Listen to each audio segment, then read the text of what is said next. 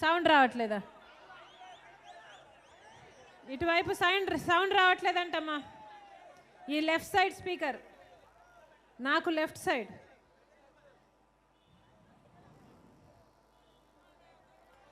Check check check. ఇది మేలా? ఇది వస్తుందా? ఇది వస్తుందమ్మా? అక్కడ రావట్లేదా? ఇది వస్తుందా? సో ఇది వెనకాల వస్తుంది, ఇది ముందర వస్తుంది.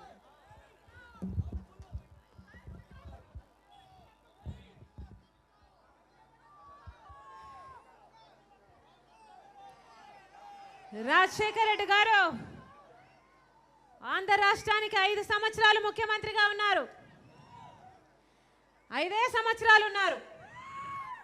కానీ ఆ 5 ఏళ్లలో ముఖ్యమంత్రి అంటే ఇలా ఉండాలి, ముఖ్యమంత్రి అంటే తన ప్రజల గురించి ఇలా ఆలోచన చేయాలి, ముఖ్యమంత్రి అంటే తన ప్రజలను ఇలా ప్రేమించాలి, ముఖ్యమంత్రి అంటే ఇలాంటి పథకాలను రూపొందించి వాటిని ఇలా అమలు చేయాలి అని ఒక మాదిరిగా నిలిచిన నాయకుడు రాజశేఖర రెడ్డి గారు. 5 సంవత్సరాలు ముఖ్యమంత్రిగా ఉంటే ఆ 5 ఏళ్లలో ₹1 ఏ ఛార్జీ పెంచలేదు, ₹1 ఏ పన్ను పెంచలేదు. అయినా కూడా అన్ని అభివృద్ధి సంక్షేమ కార్యక్రమాలను అద్భుతంగా అమలు చేసి చూపించిన రికార్డు ముఖ్యమంత్రి రాజశేఖర రెడ్డి గారు. నీది ఏ కులం అని అడగలేదు, నీది ఏ మతం అని అడగలేదు, ఆఖరికి నువ్వు నా పార్టీ వాడివా లేక అవతల పార్టీ వాడివా అని అడగలేదు. కులాలకు, మతాలకు, ప్రాంతాలకు, పార్టీలకు అతీతంగా మన పర తేడా లేకుండా ప్రతి ఒక్క వర్గానికి మేలు చేసిన నాయకుడు ఎవరైనా ఉన్నారు అంటే అది ఒక్క వైఎస్ఆర్ గారు మాత్రమే అని గర్వంగా చెప్పుకోగలం. కానీ ఇప్పుడు ఉన్నాడు ఒక ముఖ్యమంత్రి చంద్రబాబు గారు. ముఖ్యమంత్రి అనేవాడు ఎలా ఉండకూడదో, ముఖ్యమంత్రి అనేవాడు ఏ పనులు చేయకూడదో అవన్నీ చేసి చూపించాడు చంద్రబాబు గారు. రైతులకు మొత్తము రుణమాఫీ చేస్తానని వాగ్దానం చేశాడు. అదే మొట్టమొదటి సంతకం అవుతుందని అన్నాడు. ఆ మొదటి సంతకానికే దిక్కు లేకుండా పోయింది. రైతులను దగా చేశాడు చంద్రబాబు గారు. డ్వాక్రా మహిళలు ఎంతమంది అక్క చెల్లెళ్ళు మొత్తం రుణమాఫీ చేస్తానని వాగ్దానం చేశాడు. 5 ఏళ్ళయింది, ₹1 రుణమాఫీ అయిందా అమ్మా? ₹1 మీకొక్క ఎవరికీ కాలేదు. ఇప్పుడేమో పసుపు కుంకుమ అంటూ మీకేదో డబ్బు ఇస్తున్నాడు కదా, కనీసం ఆ డబ్బు మీకు రుణమాఫీ కాని దానికి మీకు వడ్డీ పడుతుంది కదా, కనీసం ఆ వడ్డీకైనా సరిపోతుందా? పసుపు కుంకుమలో ఇచ్చే డబ్బు కనీసం మీకు రుణమాఫీ చేయకుండా ఉంటే దానికి వడ్డీకైనా సరిపోతుందా? సరిపోవట్లేదు. భిక్షం ఇచ్చినట్టు ఇస్తున్నాడు, ఎంగిలి చేయి విదిలిస్తున్నాడు చంద్రబాబు గారు. మోసపోకండమ్మా, మీ మీద ప్రేమతో ఇవ్వడం లేదు పసుపు కుంకుమ. ఆ 4.5 సంవత్సరాలు ఏమీ చేయకుండా ఎలక్షన్లు వస్తున్నాయని ఇది ఎలక్షన్ జిమిక్గా ఇస్తున్నాడు చంద్రబాబు గారు. రుణమాఫీ చేస్తాను అన్నది చంద్రబాబు గారి వాగ్దానం. రుణమాఫీ చేయకుండా ఆ వడ్డీకి కూడా సరిపోని డబ్బులు ఇస్తున్నాడంటే మహిళలను ఘోరంగా వంచన చేశాడు చంద్రబాబు గారు. కేజీ నుంచి పీజీ వరకు ఉచిత విద్య అన్నారు. ఫీజు రీయింబర్స్మెంట్ అందుతుందా అన్నా? మీ బిడ్డలకు ఫీజు వస్తుందా అమ్మా? లేదు. పిల్లలకు ఫీజు కట్టలేక తల్లిదండ్రులు అప్పుల పాలైపోతున్నారని ఎంతమంది విద్యార్థులు సగంలోనే చదువులు మానేస్తున్నారు. ఇది ఈరోజు దుస్థితి. ఆరోగ్యశ్రీలో కార్పొరేట్ ఆసుపత్రుల్ని ఆ లిస్టు నుంచి తొలగించేశారు. ఇప్పుడు పేదవాడికి జబ్బు వస్తే గవర్నమెంట్ ఆసుపత్రికి వెళ్ళాలట. చంద్రబాబుకు ఆయన కుటుంబంలో ఎవరికైనా జబ్బులు వస్తే గవర్నమెంట్ ఆసుపత్రికి వెళ్తున్నారా, కార్పొరేట్ ఆసుపత్రికి వెళ్తున్నారా? మీరు ఎవరైనా చూసారా? ఎప్పుడైనా చంద్రబాబు ఆయన కుటుంబము గవర్నమెంట్ ఆసుపత్రికి వచ్చారా? వాళ్ళేమో కార్పొరేట్ ఆసుపత్రికి వెళ్ళాలట, మామూలు ప్రజలు మాత్రం గవర్నమెంట్ ఆసుపత్రికి వెళ్ళాలని శాసించారు. ఇది అమానుషం కాదా? ముఖ్యమంత్రి హోదాలో ఉన్నవాడు తన ప్రజల గురించి ఇలాగైనా ఆలోచించేసేది.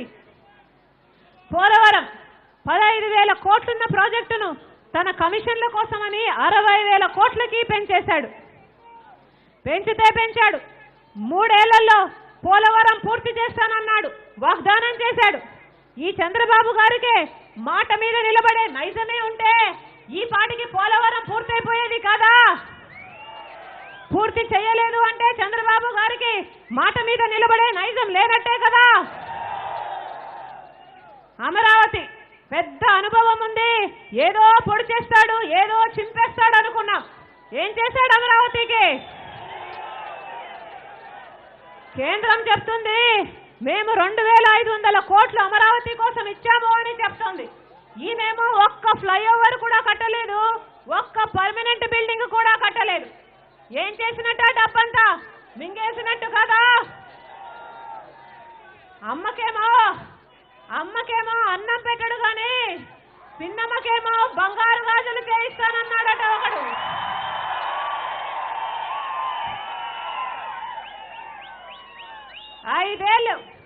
ఐదేళ్లు ముఖ్యమంత్రిగా ఉండి ఒక్క పర్మనెంట్ బిల్డింగ్ అయినా అమరావతిలో కట్టలేదు. కానీ ఇంకొక 5 ఏళ్ళు ఇస్తే అట అమరావతిని అమెరికా చేసేస్తాడట, శ్రీకాకుళాన్ని హైదరాబాద్ చేసేస్తాడట, మన చెవులో పూలు పెడతాడట, మన చెవులో క్యాబేజీలు కూడా పెడతాడట.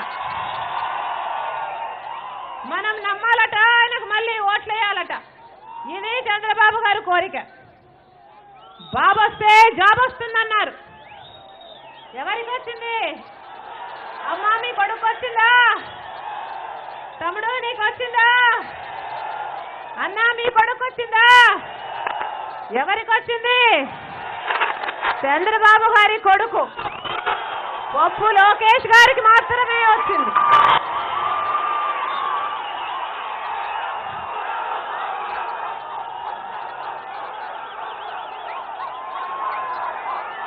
ఒకటి కాదు, 2 కాదు, ఏకంగా 3 మంత్రి పదవులు ఇచ్చారు. ఈ పప్పు గారికి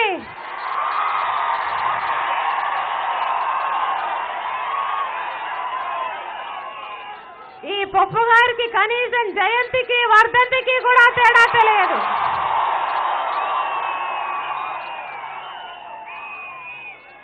ఆలు కూడా రావు కానీ అగ్రతాంబూలం మాత్రం నాకే అన్నాడట ఒకడు. ఒక్క ఎన్నిక కూడా గెలవలేదు ఈ పప్పు గారు.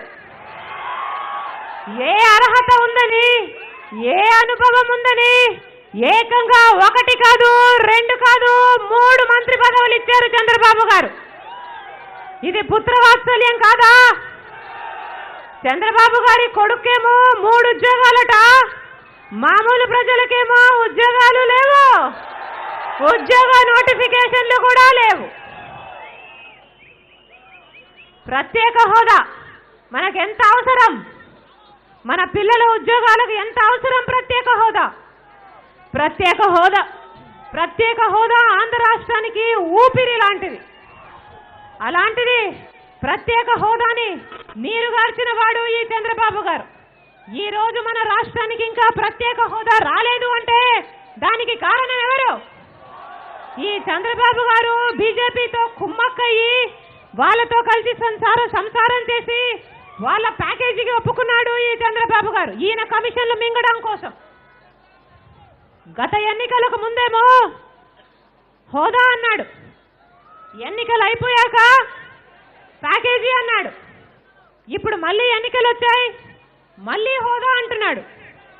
రేపు ఎన్నికలు అయిపోయాక చంద్రబాబు గారు ఏమంటారో చంద్రబాబుకే తెలియదు.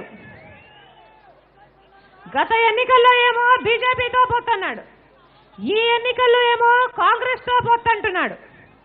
చంద్రబాబు గారిది రోజుకొక మాట, పూటకొక వేషం. అందుకే ఇలా ఇలా ఇలా ఇలా ఇలా ఇలా అంటూ ఉంటాడు. రోజుకొక మాట, పూటకొక వేషం. నాకు 2 నాలుకలున్నాయని చంద్రబాబు గారు చెప్పడం అన్నమాట. 2 నాలుకలు నాకున్నాయి అని చూపిస్తుంటాడనమాట. ఇన్ని రోజులు ఇలా ఇలా ఇలా అంటే ఏమో అనుకున్నా, మనకు అర్థం కాలేదు. ఇలా ఇలా ఇలా ఉన్నాయంటే చంద్రబాబు గారు నాకు 2 నాలుకలు ఉన్నాయి, నాకు 2 నాలుకలు ఉన్నాయి, నాకు 2 నాలుకలు ఉన్నాయని చెప్పుకోవడం అన్నమాట. ఈసారి నుంచి తెలుగుదేశం వాళ్ళు చంద్రబాబు వాళ్ళు ఇలా ఇలా అంటే మనం అర్థం చేసుకోవాలి, అవును వీళ్ళకు 2 నాలుకలు ఉన్నాయి అని. చంద్రబాబు గారు ప్రత్యేక హోదాను నీరుగార్చడానికి ఈ 4 ఏళ్లలో చేయని ప్రయత్నమే లేదు. ఇంకొక వైపు జగన్మోహన్ రెడ్డి గారు ప్రత్యేక హోదా కోసం చేయని పోరాటమే లేదు.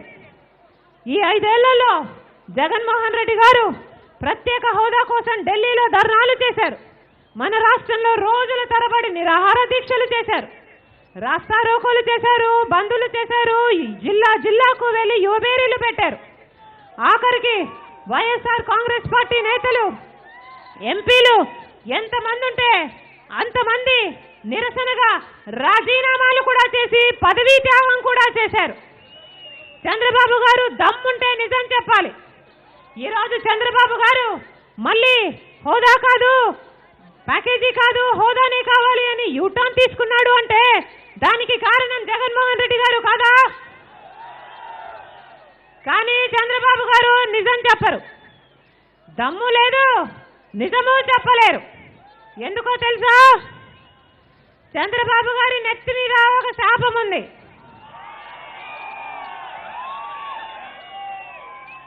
రాజశేఖర రెడ్డి గారు చెప్పేవారు, నాన్న చెప్పేవాడు, చంద్రబాబు గారి నెత్తి మీద ఒక శాపం ఉందట. ఏ రోజైతే చంద్రబాబు గారు ఒక్క నిజం చెప్తారో ఆ రోజు చంద్రబాబు గారి తల 1000 ముక్కలైపోతుందట.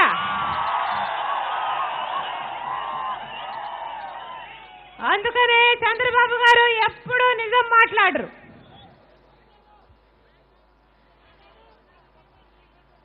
ఇప్పుడు ఎన్నికలు వచ్చాయి,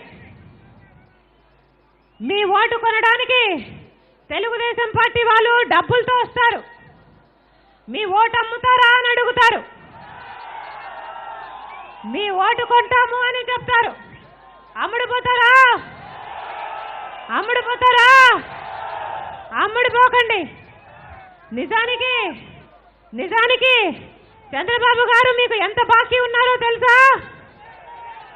కేజీ నుంచి పీజీ వరకు ఉచిత విద్య అన్నారు, వాగ్దానం చేశారు గత ఎన్నికల్లో, అవునా?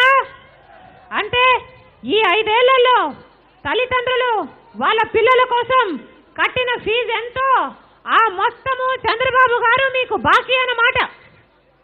ఈ తెలుగుదేశం పార్టీ వాళ్ళు ఇంటికి వచ్చి ఓట్లు అడిగితే ముందా బాకీ సంగతి ఏమిటి అని అడగండి. ఆడపిల్ల పుడితే 25,000 రూపాయలు మీ బ్యాంకులో వేస్తామన్నారు, వాగ్దానం చేశారు. కనుక ఈ 5 ఏళ్లలో ఆడపిల్లలను కన్న ప్రతి తల్లిదండ్రులకి చంద్రబాబు గారు 25,000 రూపాయలు బాకీ అన్నమాట. తెలుగుదేశం పార్టీ వాళ్ళు ఇంటికి వస్తే ముందు బాకీ సంగతి ఏమిటి అని అడగండి. ఎన్నికల్లోపు ఈ బాకీ తీర్చమని చెప్పండి. కాలేజీ విద్యార్థులకి ఐప్యాడ్ ఇస్తామని వాగ్దానం చేశారు, ఎన్నికల్లోపు ఐప్యాడ్ కూడా ఇమ్మని చెప్పండి. మహిళలకు స్మార్ట్ ఫోన్ ఇస్తానని చెప్పాడు, ఎన్నికల్లోపు స్మార్ట్ ఫోన్ ఇమ్మని తెలుగుదేశం పార్టీ నాయకులను అడగండి. ఇంటికొక ఉద్యోగం అన్నారు, లేకపోతే 2,000 రూపాయలు ఇస్తాం నెలకు అన్నారు. ఆ లెక్కన నెలకు 2,000 ఇంటూ 5 సంవత్సరాలు ఎంత అయింది? 1,20,000 అయింది. అక్షరాల 1,20,000 రూపాయలు చంద్రబాబు గారు ప్రతి ఇంటికి బాకీ పడ్డారన్నమాట. తెలుగుదేశం పార్టీ వాళ్ళు వస్తే అడగండి, ముందు బాకీ సంగతి ఏమిటి అని అడగండి. ప్రతి పేదవాడికి 3 సెంట్ల భూమి ఇస్తానన్నాడు, ఇల్లు కూడా కట్టిస్తానని వాగ్దానం చేశాడు. కట్టించాడా? 1000 ఎకరాలు అమరావతిలో విశాఖపట్నంలో మింగేశారు. ఆ భూమంతా ఎవరిది? మీదే. మీ భూమిని మీకు రాసిచ్చేయమనండి, అది కూడా ఎన్నికల్లోపే ఇమ్మని చెప్పండి. రైతులకు, మహిళలకు, చేనేతలకు అందరికీ మొత్తము రుణమాఫీ అన్నారు, అంటే మీ రుణం ఎంతైతే ఉందో అంత రుణము, ఆ డబ్బు మొత్తము చంద్రబాబు గారు మీకు బాకీ అన్నమాట. ముందా బాకీ తీర్చమని చెప్పండి. వీళ్ళు ఓట్లు కొనడానికి డబ్బులతో వస్తారు. మీకు ఎంత డబ్బు ఇచ్చినా కూడా ఆ బాకీ మాత్రము తీరదు. వాళ్ళు ఎంత డబ్బు ఇచ్చినా మీ బాకీ మొత్తము తీరదు. ముందు డమ్ముంటే ఆ హామీలన్నీ, ఆ బాకీలన్నీ ముందు తీర్చి తర్వాత మాట్లాడమని చెప్పండి. చంద్రబాబు గారు అబద్ధపు ప్రచారాలు చేస్తూ మాకు వైఎస్ఆర్ కాంగ్రెస్ పార్టీకి టీఆర్ఎస్తో పొత్తుంది, బీజేపీతో పొత్తుంది అంటున్నారు. మాకు ఎవరితోనూ పొత్తు లేదు. మాకు కేసీఆర్తో పొత్తు లేదు, మాకు బీజేపీతో పొత్తు లేదు, మాకు కాంగ్రెస్తో పొత్తు లేదు. మాకు పొత్తు అవసరం లేదు. సింహము సింగిల్ గానే వస్తుంది.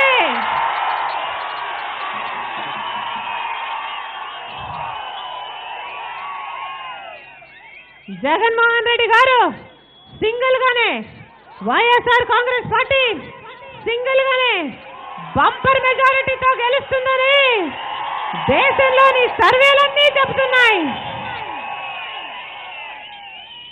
సింహము సింగిల్ గానే వస్తుంది. నక్కలే గుంపుగా వస్తాయి. అందుకే చంద్రబాబు గారు కాంగ్రెస్ తో కలిసి, జనసేనతో కలిసి, వీళ్ళందరితో కలిసి తోడు తెచ్చుకుంటున్నాడు. ఏ పొత్తు లేకుండా ఈ రోజు వరకు చంద్రబాబు గారు చేసిన ఎన్నికే లేడు. ఎవరు నక్క, ఎవరు సింహం?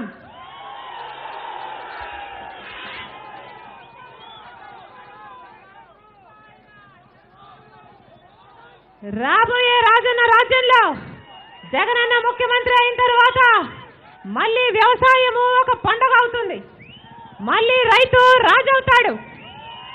రాబోయే రాజన్న రాజ్యంలో జగనన్న ముఖ్యమంత్రి అయిన తర్వాత ప్రతి రైతుకి పెట్టుబడి సాయం కింద ప్రతి మేలో 12,500 రూపాయలు, 4 ఏళ్ళకు 50,000 రూపాయలు ఇస్తారు.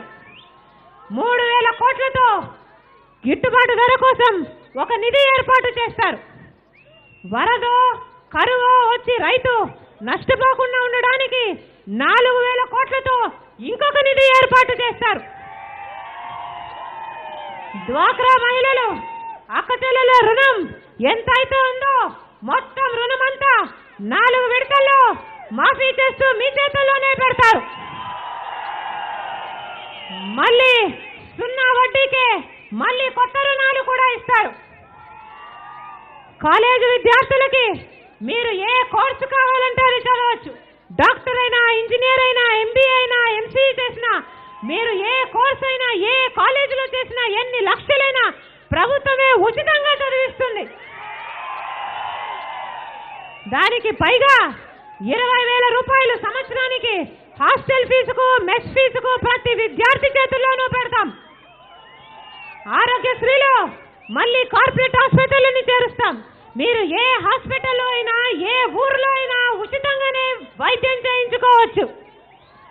అక్క చెల్లెళ్ళు వాళ్ళ పిల్లలను కూలీకి పంపించకుండా స్కూలుకు పంపించడానికి ప్రతి అమ్మకు 15,000 రూపాయలు ప్రతి సంవత్సరము ఆమె చేతుల్లోనే పెడతాం. ఎస్సీ, ఎస్టీ, బీసీ, మైనారిటీ మహిళలకు 45 ఏళ్లు నిండాక 75,000 రూపాయలు ఆర్థిక సాయం కూడా చేస్తాం. అవ్వలకు, తాతలకు పెన్షన్ వయసు 60 ఏళ్లకే తగ్గించి 2,000 పెన్షన్ నుంచి క్రమంగా 3,000 వరకు పెంచుతాం. వికలాంగులకు 3,000 పెన్షన్ ఇస్తాం. చెప్పిందే కాదు, చెప్పని మేలులు కూడా ఎన్నో చేయాలంటే రాజన్న రాజ్యము మళ్ళీ రావాలి. రాజన్న రాజ్యం రావాలి అంటే మీరు జగనన్నకు ఫ్యాన్ గుర్తు మీద మీ అమూల్యమైన ఓటు వేసి గెలిపించాలి.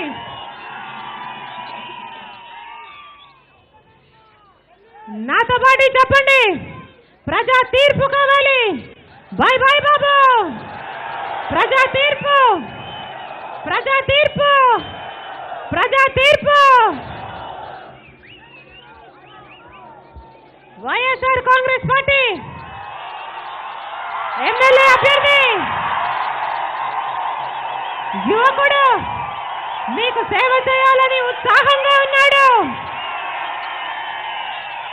గొప్ప మెజారిటీతో అభయ్ చౌదరిని ఫ్యాన్ గుర్తు మీద మీరు ఓటు వేసి గొప్ప మెజారిటీతో గెలిపించవలసిందిగా ప్రార్థన.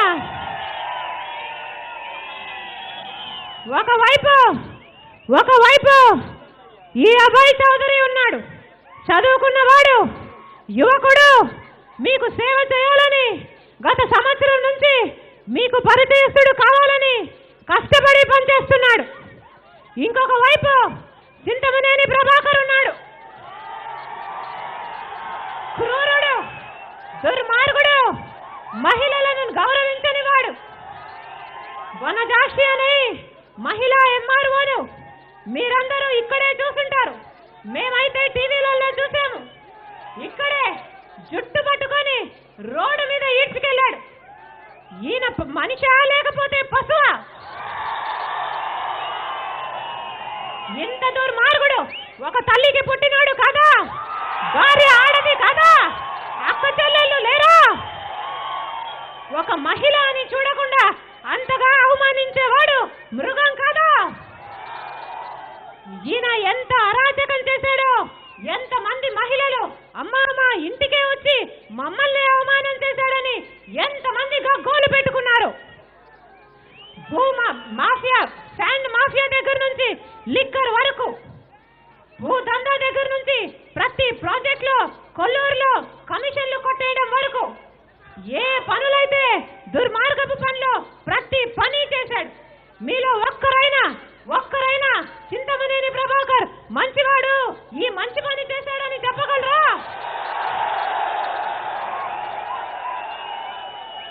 అలాంటి దుర్మార్గుడు ఎమ్మెల్యే పదవికి, అసెంబ్లీకి పోవడానికి అర్హుడా?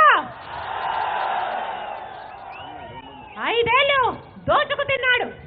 5 ఏళ్ళు ప్రజలని ఎంతగా హింస పెట్టారో, ఎంతమంది ప్రజలు చెప్తున్నారో మీకే తెలుసు. ఇదే అవకాశం, ఇప్పుడే అవకాశం. ఈ ఎన్నికలే మీకు ఆయుధం. భయపడకండి, ఆయన బెదిరింపులు భయపడకండి, మోసపోకండి, డబ్బులకి లొంగిపోకండి. ఇదే ఆయుధం, ఈ ఎన్నికలే మీకు ఆయుధం. గట్టి బుద్ధి చెప్పమని తెలుగుదేశం పార్టీకి, చింతమనేని ప్రభాకర్కి ఇదే పతనమని, మీరే న్యాయం తీరుస్తున్నారని ఆయనకు బుద్ధొచ్చేలా ఈ జన్మంతా మర్చిపోకూడదు. డిపాజిట్ కూడా రాకుండా గొప్ప మెజారిటీతో వైఎస్ఆర్ కాంగ్రెస్ అభ్యర్థి అభయ్ చౌదరిని గొప్ప మెజారిటీతో గెలిపించవలసిందిగా ప్రార్థన. ఇంత దుర్మార్గుడు చింతమనేని, ఇలాంటి వాడికి చంద్రబాబు గారు మళ్ళీ సీట్ ఇచ్చారు, మళ్ళీ అవకాశం ఇచ్చారంటే ఈ చంద్రబాబు గారు ఎంత దుర్మార్గుడో అర్థం చేసుకోండి. టీడీపీ పార్టీకి గట్టి బుద్ధి చెప్పండి, గుణపాఠం చెప్పండి. వైఎస్ఆర్సీపీ ఎంపీ అభ్యర్థి కోటగిరి శ్రీధర్ గారు మీ మధ్య ఉండి మీకోసం పనిచేస్తున్నాడు. గొప్ప మెజారిటీతో గెలిపించవలసిందిగా, మన సమస్యలన్నిటికీ పరిష్కారం, కొల్లూరైనా ఇంకోటైనా అన్నిటికీ పరిష్కారం వైఎస్ఆర్ కాంగ్రెస్ పార్టీ అధికారంలోకి రావడం. కనుక మీ అమూల్యమైన ఓటు ఫ్యాన్ గుర్తు మీద వేసి ఎమ్మెల్యే అభయ్ చౌదరిని, ఎంపీ అభ్యర్థి కోటగిరి శ్రీధర్ గారిని గొప్ప మెజారిటీతో గెలిపించవలసిందిగా ప్రార్థన.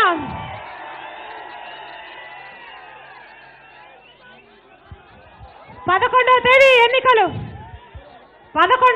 ఎన్నికలు. ఫ్యాన్ గుర్తు మీద మీరు వేసే ప్రతి ఓటు రాజన్నకు వేసినట్టు. ఫ్యాన్ గుర్తు మీద మీరు వేసే ప్రతి ఓటు రాజన్న రాజ్యానికి వేసినట్టు. ఓటు వేసే సమయంలో ఒక్కసారి రాజన్నను గుర్తు చేసుకోండి. మీకు సేవ చేయాలనుకుంటున్న ఆయన బిడ్డకు, జగనన్నకు ఒక్క అవకాశం ఇమ్మని మా ప్రార్థన. ఫ్యాన్ ఫ్యాన్ గుర్తుకే.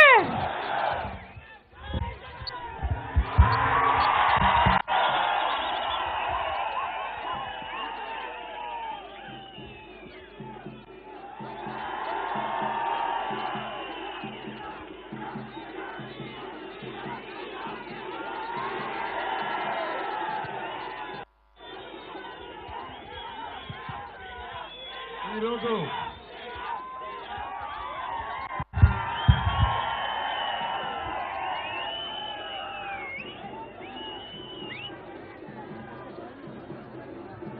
మేరీ పాల్ పద్మావతి గారు ఇంతకు ముందు ఎమ్మెల్యేగా కూడా పోటీ చేశారు దెందులూరు నుంచి.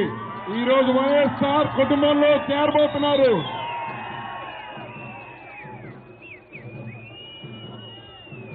పల్నాడు గాంధీ తెలుగు యువత స్టేట్ చింతలపూడి నుంచి ఈరోజు మన వైఎస్ఆర్ కుటుంబంలో చేరుతున్నారు.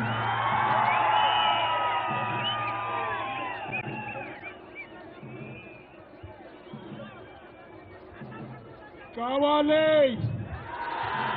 రావాలి, కావాలి, రావాలి, కావాలి.